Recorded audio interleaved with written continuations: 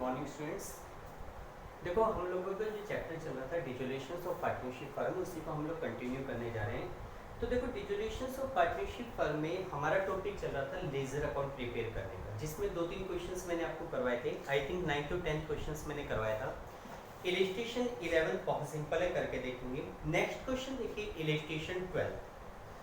इसमें कह रहे हैं कि following the balance sheet of A&B as at 31 March 2018। Balance sheet आपके सामने दी गई है। आगे कह रहे हैं कि the firm were dissolved on 31 March 2018 on the following terms. इन्होंने पार्टनरशिप फर्म को डिसॉल्व करने का डिसीजन लिया। ये नीचे कुछ कंडीशंस दी गई है और आपसे कह रहे हैं you are required to prepare the realisation account, partners capital account and the bank account to close books of firm. आपको डिफरेंट अकाउंट्स बनाने। तो देखो सबसे पहले आपको पता है हम लोग रियलाइजेशन अकाउंट बनाते हैं। फर्स्ट हमारा अकाउंट बनेगा realisation account.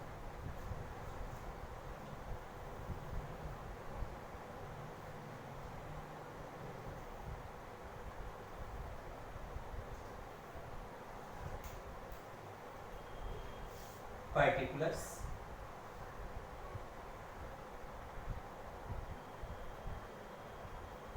amount,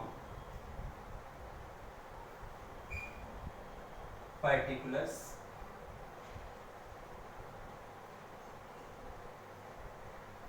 and amount, particular amount, particular amount। ठीक है, आपके सामने फॉर्मेट है। अब आपको पता है रियलाइजेशन का हमारा स्टेप क्या होता है कि भाई सबसे पहले हमारे पास बैलेंस शीट में जितनी भी एसेट्स है except cash, bank, P&L and fictitious assets, उन सबको रियलाइजेशन में ट्रांसफर करो। आज 12 क्वेश्चंस में बैलेंस शीट से सबसे पहले हमें दिया हुआ है एसेट साइड में cash in and cash at bank, दोनों दिए हुए। तो उस केस में आपको बैंक अकाउंट बनाना है, सारी एंट्री बैंक से करनी है और कैश का बैलेंस भी लास्ट में बैंक अकाउंट में डिपॉजिट हो जाएगा। ठीक, दोनों को छोड़ो। फिर दिया हुआ है स्टॉक इन ट्रेड, तो टू स्टॉक इन ट्रेड। बेटा स्टॉक इन ट्रेड आपके पास कितने का दिया हुआ है 5000। स्टॉक इन ट्रेड के बाद नेक्स्ट आइटम है इन्वेस्टमेंट, तो टू इन्वेस्टमेंट। इन्वेस्टमेंट आपके पास कितने का है 10,000 रुपीज। इन्वेस्टमेंट के बाद दिए हुए डेटर्स, तो टू डेटर्स। डेटर्स आपके पास है 20,000 के। अब इन्हीं डेटर के ऊपर आपने 2,000 रुपीज का प्रोविजन बनाया हुआ है। तो बेटा जो 2,000 का प्रोविजन मैं आपको बता चुका, ओरिजिनल वैल्यू यहां और उस पे जो प्रोविजन है वो अपोजिट साइड में, by provision. By provision, provision कितने का है 2,000 का। इसके बाद टू प्लांट। प्लांट हमारे पास कितने का हो गया, प्लांट की वैल्यू है 20,000।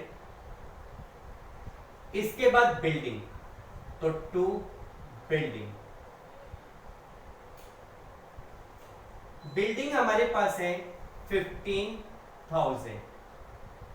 बिल्डिंग के बाद दी गई है गुडविल, जो कि एक एसेट्स होती है। आप लोगों को पता है कि ठीक है गुडविल एक एसेट्स है लेकिन इंटेंजिबल एसेट्स है। प्रीवियस चैप्टर्स में हमने पढ़ा था कि जब एक फर्म की बैलेंस शीट में गुडविल दे रखे हो तो it will be written off among old partner in their old ratio. लेकिन फर्म के डिसोल्यूशन के केस में like of other assets goodwill में आल्सो बी सोल्ड आउट। इसलिए like of other assets goodwill को भी रियलाइजेशन में ट्रांसफर करना है, तो टू गुडविल। गुडविल आपके पास गिवन है 4,000 की।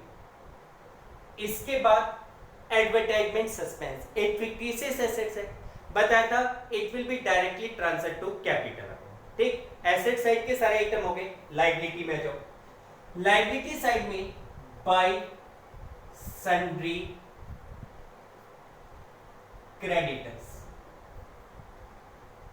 क्रेडिटर्स हमें गिवन है कितने के 30,000 के क्रेडिटर है। फिर है बिल्स पेबल, तो बाय बीपी। बिल्स पेबल कितने का हो गया? 8000 का। उसके बाद मिसिस एज लोन, देखो ए फर्म का पार्टनर है तो उनकी वाइफ का लोन फर्म के लिए थर्ड पार्टी है, तो by Mrs A's loan. Mrs A का लोन कितने का है? 5000 का। In the same way Mrs B's loan, तो by Mrs B's loan. Mrs B का जो लोन है वो है 10,000 रुपीज का। उसके बाद आपको दिया गया जर्नल लेजर। जर्नल लेजर को आप लोग डायरेक्टली कहां ट्रांसफर करेंगे? पार्टनर की कैपिटल में। इन्वेस्टमेंट फ्लक्चुएशन रिजर्व मैंने बताया था कि जब इन्वेस्टमेंट एसेट साइड रियलाइजेशन के डेबिट साइड में है तो ये रिजर्व क्रेडिट साइड में चला जाएगा by investment fluctuation reserve. Investment fluctuation reserve कितने का ट्रांसफर हो जाएगा? 1000 का। एज कैपिटल और बीज कैपिटल ये डायरेक्टली पार्टनर की कैपिटल अकाउंट में जाएंगे। बैलेंस शीट के ऑलमोस्ट सारे आइटम ट्रांसफर कर दी। अब इनके रियलाइजेशन की कंडीशन पे आओ तो देखो फर्स्ट पॉइंट पे कह रहे हैं A promise to pay Mrs A's loan and to cover stock in trade at ₹4000। भाई ए कहता है मिसिस ए की लोन की पेमेंट मैं कर दूंगा और स्टॉक को उसने 4000 में लिया, तो ए ने एक तो रेस्पॉन्सिबिलिटी को लिया तो वो इधर लिखोगे टू एज कैपिटल, ब्रैकेट में लिख दोगे वाइफ लोन। कितने में लिया नहीं बताया गया तो सेम वैल्यू पर। इसी प्रकार अगर उसने स्टॉक इन ट्रेड को लिया है तो ए के नाम लिख दो इधर बाय एज कैपिटल। किस चीज को लिया है ए ने? स्टॉक को। कितने में? 4000। ठीक। अब देखो एक तो ये पॉइंट था, कई बार क्वेश्चन में आपको गिवन होगा कि A to cover stock in trade against his wife loan. A ने अपने वाइफ लोन के अगेंस्ट स्टॉक को लिया है, यानी कि देखो इस क्वेश्चन में तो कहा गया था ए ने वाइफ लोन को पे करने की रेस्पॉन्सिबिलिटी ली और स्टॉक को लिया 4000 पे।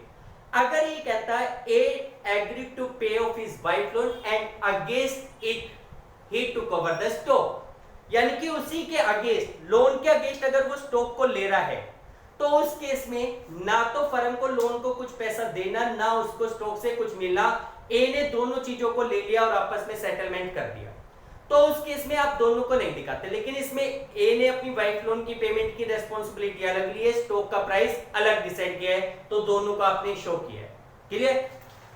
उसके बाद अगला पॉइंट कह रहे हैं B to cover half of investment at 10% discount. भाई जैसे इन्वेस्टमेंट हमारे 10,000 के, 10,000 का हाफ 5,000 होता है, जिसको बी ने 10% डिस्काउंट पे ले ली, यानी कि 5,000 के इन्वेस्टमेंट बी ने 4,500 में लिए। अब कितने की इन्वेस्टमेंट है मैटर नहीं है, कितने में लिया वो मैटर करता है, तो बाय बीज कैपिटल, ब्रैकेट में लिखो इन्वेस्टमेंट। इन्वेस्टमेंट को बी ने कितने में लिया? 4,500 में। Debtor realise 19,000 including bad debts recovered 6,000। हालांकि आपके डेटर 20 के हैं, लेकिन ये कह रहे हैं कि पिछले साल कोई बैड डेब्ट्स था उसका मिला के टोटल 19 मिला, तो कोई बात नहीं, जितना भी पैसा आपको मिला है वो सारा इधर। अच्छा कैश में मिल रहा है ये पैसा बाय बैंक, ब्रैकेट में लिख दो एसेट्स रियलाइज। एसेट्स रियलाइज में किस चीज से पैसा मिला? डेटर्स। डेटर्स से टोटल अमाउंट कितना मिल रहा है? 19, चाहे वो बैड डेब्ट्स रिकवर्ड का हो। ठीक। Creditor and bills payable were due on an average basis of 1 month after 31st of March, but they were paid immediately on 31st of March at 6% discount per annum। अच्छा point है, ध्यान से समझो। देखो ये कहता है क्रेडिटर एंड बीपी। पहले क्रेडिटर की बात करते हैं। क्रेडिटर हमारे 30,000 के जो हमारे पैसा मांगते हैं, देखो ये कहता है कि creditors were payable, creditors and BP were due on an average basis of 1 month after 31st of March। 31st of March वो डेट है जिस डेट को फर्म का डिसोल्यूशन हुआ। देखो ये कह रहा है कि 30,000 के क्रेडिटर और 8,000 के बीपी, इन दोनों की जो ड्यू डेट थी वो आफ्टर 1 मंथ थी। भाई जैसे आपने क्रेडिटर से टाइम पीरियड ले रखा है कि जी आज सामान सप्लाई कर दो, 1 महीने बाद पेमेंट करेंगे। बीपी के अगेंस्ट भी आपको पेमेंट 1 मंथ बाद करनी थी। लेकिन देख ये कहता है कि दे वर पेड इमीडिएटली।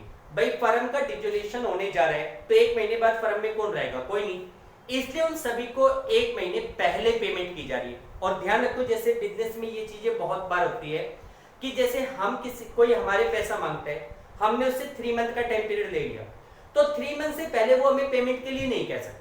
लेकिन अगर मुझे मेरे पास पैसे का अरेंजमेंट हो जाए तो हम लोग मैच्योरिटी डेट से पहले, जो ड्यू डेट है उससे पहले अगर पेमेंट करें तो वो बंदा हमें कोई ना कोई रिबेट, कोई ना कोई डिस्काउंट देगा।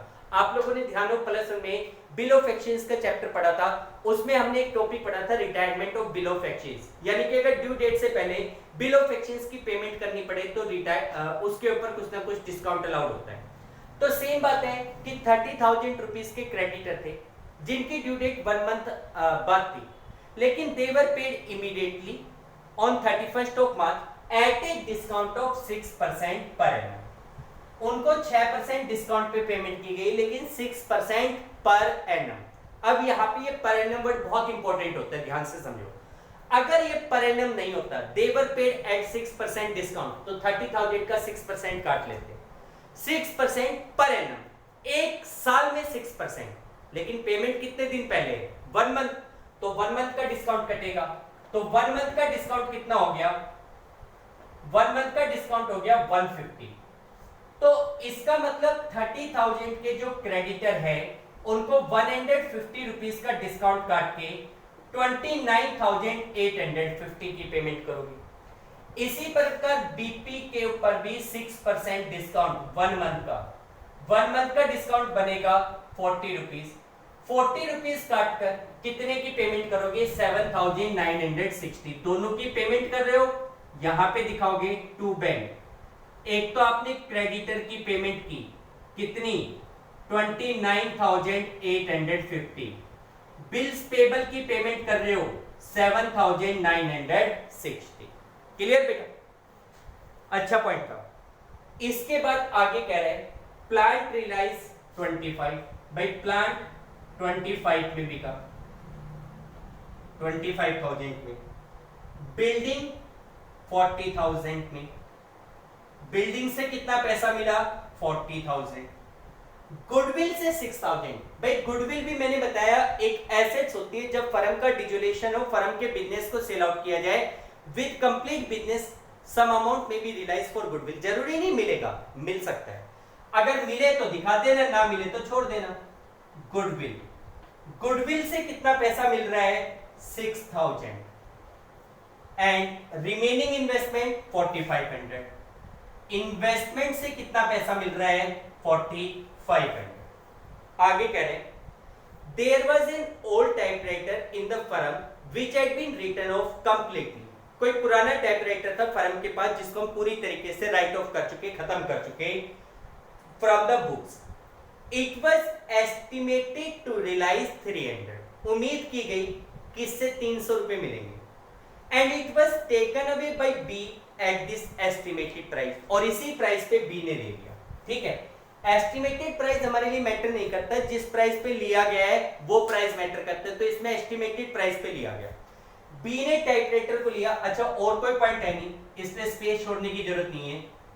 बाय बीज कैपिटल, ब्रैकेट में लिख दो टाइपराइटर, कितने में लिया, 300। और कुछ इस क्वेश्चन में गिवन नहीं है।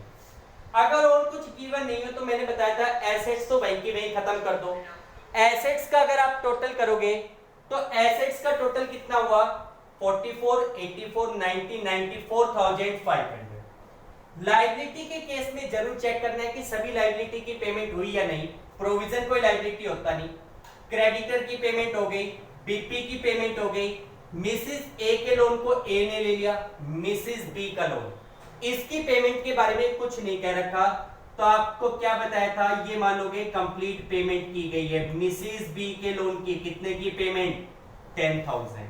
और कोई लायबिलिटी है, इनका भी टोटल करो, कितना हो गया, 17, 46, 47, 47,810।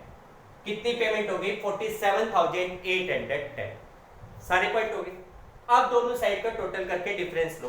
बेटा टोटलिंग आप लोग करके डिफरेंस आप लोग ले लेंगे मैं बुक से सीधा बता रहा हूं कितने का डिफरेंस है। तो देखो इस क्वेश्चन में 32,490 का डिफरेंस आएगा। क्रेडिट साइड 32,490 रुपीज ज्यादा है, इसका मतलब फर्म को प्रॉफिट है। ये प्रॉफिट ए और बी में डिस्ट्रीब्यूट होगा। रेशियो बता नहीं रखा तो दोनों का रेशियो इक्वल 16,245। तो यहां लिख देंगे टू प्रॉफिट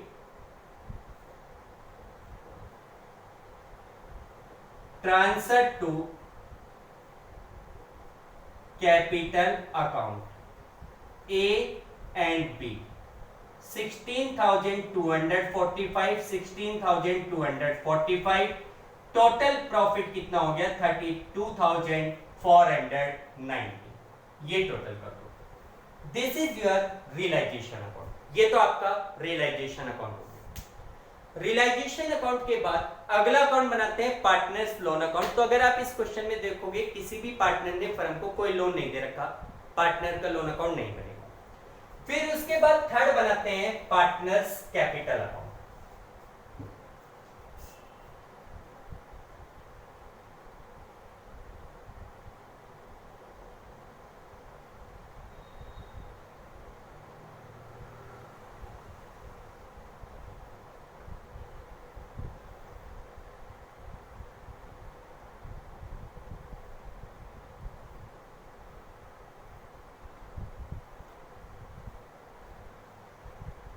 दो पार्टनर है ए और B, particulars A B, particulars A B. सबसे पहले कैपिटल का बैलेंस चेक करो, कैपिटल का क्या बैलेंस है। तो बेटा A's capital account balance 10,000, B का भी है 10,000। सबसे पहले by balance brought down, A's capital account balance 10,000, B का भी 10,000 क्रेडिट में दिखा दिया। इसके बाद बैलेंस शीट के आइटम पे जाओ। सबसे पहले लायबिलिटी साइड में क्रेडिटर नहीं, बीपी नहीं, मिसेस एज लोन नहीं, मिसेस बीज लोन नहीं, जर्नल लीजर दिया हुआ 10,000 का। आपको पता है जर्नल लीजर को पार्टनर की कैपिटल में ट्रांसफर करते हैं। Entry general reserve account debit to partners capital, यहां पे हो जाएगा बाय जर्नल लीजर। 10,000 का जर्नल लीजर में दोनों में डिस्ट्रीब्यूट होगा, ए को भी मिल जाएंगे 5,000, बी को भी कितने मिल जाएंगे 5,000। और कुछ इन्वेस्टमेंट फ्लक्चुएशन रिजर्व रियलाइजेशन में जा चुका, छोड़ दो। लायबिलिटी साइड कुछ नहीं है। Asset side cash in hand, cash at bank, stock, investment, debtor, plant, building, goodwill नहीं। एडवर्टाइजमेंट सस्पेंस है। एडवर्टाइजमेंट सस्पेंस फिक्टिशियस एसेट्स है जिसको फर्म के डिसोल्यूशन के केस में कैपिटल अकाउंट में ट्रांसफर करते हैं। एडवर्टाइजमेंट सस्पेंस का डेबिट बैलेंस उसे करोगे क्रेडिट और कैपिटल को डेबिट। तो कैपिटल के डेबिट साइड में टू एडवर्टाइजमेंट सस्पेंस अकाउंट 1,750 1,750 ये ट्रांसफर करते हैं। ठीक, बैलेंस शीट की लायबिलिटी के बैलेंस शीट के सारे आइटम हो गए। अब आ जाओ रियलाइजेशन में। क्या किसी पार्टनर ने एसेट्स को लिया? बिल्कुल। ए ने लिया, बी ने लिया और बी ने यहां भी। बी ने एक तरीके से 4,800 की ली, ए ने 4,000। रियलाइजेशन अकाउंट तो हो रहा है क्रेडिट, कैपिटल अकाउंट डेबिट। तो डेबिट साइड में लिख दोगे टू रियलाइजेशन अकाउंट, ब्रैकेट में लिखो एसेट्स टेकन। ए ने कितने की एसेट्स ली? 4,000। बी ने टोटल करके दिखा दो 4,800। ठीक, फिर किसी ने लायबिलिटी को लिया? बिल्कुल लिया, ए ने लिया। रियलाइजेशन अकाउंट तो हो रहा है डेबिट, कैपिटल अकाउंट क्रेडिट। तो क्रेडिट साइड में बाय रियलाइजेशन अकाउंट, ब्रैकेट में लिख दो लायबिलिटी। ए ने लायबिलिटी को लिया था 5,000, बी ने कोई लायबिलिटी नहीं ली। उसके बाद रियलाइजेशन पे प्रॉफिट था, रियलाइजेशन अकाउंट हो रहा है डेबिट, तो capital account credit by realisation account, bracket में प्रॉफिट। कितना प्रॉफिट था? 16,245 16,245 ये रियलाइजेशन का प्रॉफिट। ठीक, अब इसके बाद कुछ नहीं बच रहा, एडजस्टमेंट में कोई आइटम होगा नहीं, क्योंकि कोई आइटम होता तो पहले वो रियलाइजेशन अकाउंट में आता, फिलहाल कुछ नहीं। लास्ट में final payment to bank account, कितने की पेमेंट 36 में से 5750 चला जाएगा तो 30,495। आई थिंक ये टोटल देख लेना भाई। ए की कैपिटल की पेमेंट हो रही है 30,495 और बी की कैपिटल की पेमेंट होगी 24,695। This is the capital account of partner, ये पार्टनर का कैपिटल अकाउंट हो गया। पार्टनर कैपिटल के बाद नेक्स्ट अकाउंट आप बनाओगे बैंक अकाउंट।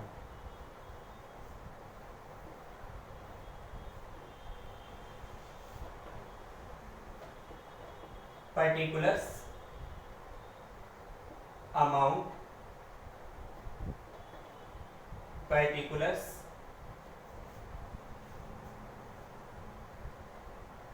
अमाउंट। सबसे पहले बैंक का बैलेंस देखो भाई, बैंक का बैलेंस इस क्वेश्चन में आपके पास दिया हुआ है 8000 का, तो यहां पे लिखोगे to balance brought down, bank balance is 8000। अच्छा, इसके अलावा इस क्वेश्चन में 500 का कैश बैलेंस भी था। अब मैंने बताया था बैंक और कैश दोनों होते एक ही अकाउंट बनाने, बैंक अकाउंट। अब बात आती है इस कैश का क्या करें भाई, कैश का अकाउंट तो अभी तक आपने क्लोज नहीं किया, तो ये माना जाएगा कि on the date of dissolution अगर कैश का बैलेंस भी पड़ा हुआ है अलोंग विद बैंक, तो that cash is deposit into bank, और बैंक में पैसा जमा कराने की एंट्री होती है bank account debit to cash. तो बैंक अकाउंट के डेबिट साइड में आप लिख दोगे टू कैश। ये जो 500 रुपीज का कैश बैलेंस था, it will also be deposit into bank. ठीक, अब इसके बाद जहां जहां से पैसा आया वो डेबिट में, जो पेमेंट लगी है वो क्रेडिट में। तो पैसा कहां से आया था, एसेट्स को बेचकर। एसेट्स हमने कितने में रियलाइज की थी, 94,500। एंट्री बैंक टू रियलाइजेशन, तो बैंक अकाउंट के डेबिट साइड में टू रियलाइजेशन अकाउंट, ब्रैकेट में लिख दोगे एसेट्स रियलाइज, कितने में रियलाइज की गई है 94,500। इसी प्रकार लायबिलिटी की पेमेंट है 47,800 realisation to bank by realisation account, कितनी पेमेंट है 47,810, और कोई रिसिप्ट या पेमेंट इधर नहीं है। फिर एस कैपिटल की पेमेंट की गई है, तो बाय एस कैपिटल अकाउंट आपने ए की कैपिटल में कितनी पेमेंट की है 30,495, बी को पेमेंट की है तो बाय बीस कैपिटल। बी कैपिटल की आपने कितने की पेमेंट की है 24,695। ठीक है, और कोई रिसिप्ट या पेमेंट नहीं है। टोटल चेक कर लेना, इधर का टोटल भी आपके पास आ रहा है 1,03,000, और इधर का टोटल भी करोगे 24 और 30 54 प्लस में 47, 54 प्लस में 47 1,01,000, 1,01,000 और इन तीनों को टोटल कर लो 2,000, 1,03,000। तो बोथ साइड्स आर इक्वल, दोनों साइड का टोटल सेम। टोटल सेम नहीं है तो बार बार बता रहा हूं, surely you have committed some mistake. फिलहाल टोटल इक्वल आ रहे हैं तो आप कुछ परसेंटेज ये श्योर हो कि आपका क्वेश्चन करेक्ट। क्लियर बेटा? तो दीज आर डिफरेंट अकाउंट जो आपको डिसोल्यूशन के केस में बनाने पड़ते हैं। लगभग इस क्वेश्चन में अगर आप देखो हर प्रकार के पॉइंट्स क्लियर होने चाहिए, लगभग हर पॉइंट के इंटरेस्ट में आ रही है। ठीक है, कुछ और क्वेश्चंस करते हैं इसके प्रैक्टिस के रूप में। फिलहाल आप इस क्वेश्चन को देखिए, नेक्स्ट क्वेश्चन में आपको नेक्स्ट वीडियो में सेंड करो। ओके बेटा।